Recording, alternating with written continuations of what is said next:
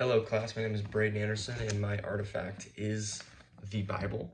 This particular one is about 1,500 pages long. It's made up of a Old Testament and a New Testament, basically just speaking of two different covenants with God at two different times of the world. Now, in this presentation we will be talking about how the Bible is a cultural artifact and how it's significant within specific cultures and how it may affect small groups. So, as our first point, I would like to point out that the Bible is a culture artifact for the very reason that it's held in such high regard among the culture of Christianity. Lifeway Ministries describes it as God's inspired word, which is interesting because it was written by people. It was written by man. It has authors of every single book in the Bible. However, amongst this culture and amongst Christians, it is not believed to be man-made. Yes, it was physically written by man. However, it wasn't necessarily, the man didn't make up the words. It was God inspired, meaning these men were told by God what to write, and they compiled the information of God's breathed word into basically a book form, and it's been translated into all the languages of the world over the time. Our second point, now that we've established that it is in fact an artifact, we want to talk about how it's significant within this culture. It's actually extremely significant because it is the centerpiece. It's the centerpiece of Christianity. It's the centerpiece of a lot of these people's lives. Dee Fletcher describes in her article about the Bible's significance that she says, many look at the Bible as God's guideline for life, which is interesting because, you know, a lot of people around the world who maybe don't consider themselves a Christian or religious, they don't necessarily have anything that tells them how to live their life. It's really all up to them. It's whatever their moral standpoint is. It's however they believe good and right from wrong.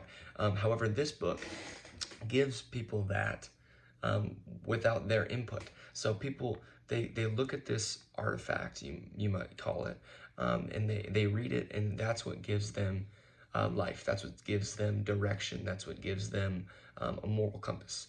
And it's super interesting because I also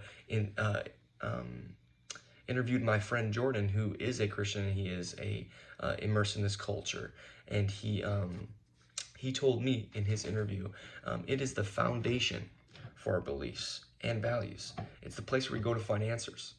So this also speaks to the significance greatly because people, when they don't have the answer, where do they go? When they don't have, you know, any sort of religion or anything to fall back on, no artifact like the Bible to look to. So it is super interesting because this is the foundation for many people's beliefs in this culture, and so it holds such significant value. Without this book, there is no Christianity. So to these people who call themselves Christians, who call themselves consider themselves in this culture, they would consider this book to be extremely significant. Also, this artifact has a large impact on small groups. O'Neill, in her article on the impact of small groups, the impact of the Bible on small groups, she says, it's a community of love, which is interesting because she uses the word community. That is something that you don't see a lot in culture. I mean, you don't see a lot of people coming together over an artifact. They may come together over an idea or over a common purpose. But, you know, there's a lot of people that come together for this book, and they read this book and they see what it reads, and it all says the same thing. That's the key here. The book says the same thing to everybody. It's not different. Some of the wording may be lost in translation of language a little bit, but it has the same meanings, it has the same purpose.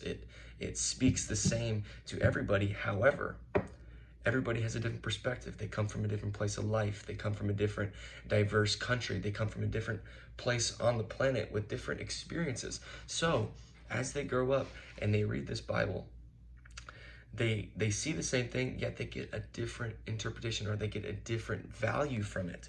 And that is where we see small groups thrive with this artifact, because this artifact, it breeds unity in the idea that people come together to discuss their different takeaways from the same words.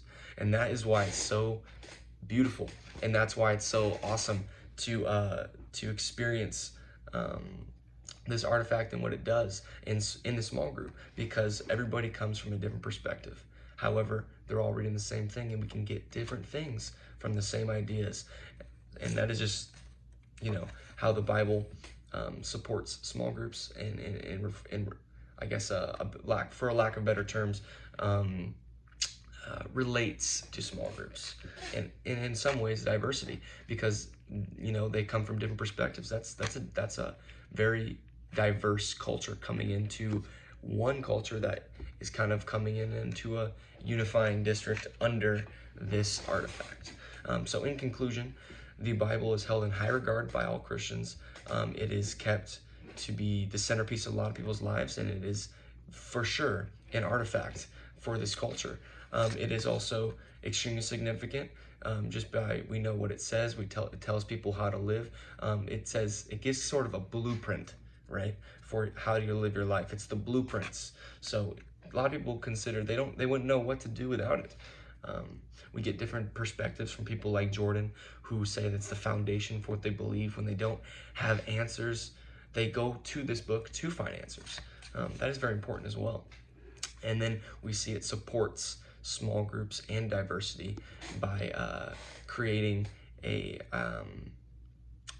place where people come from different perspectives.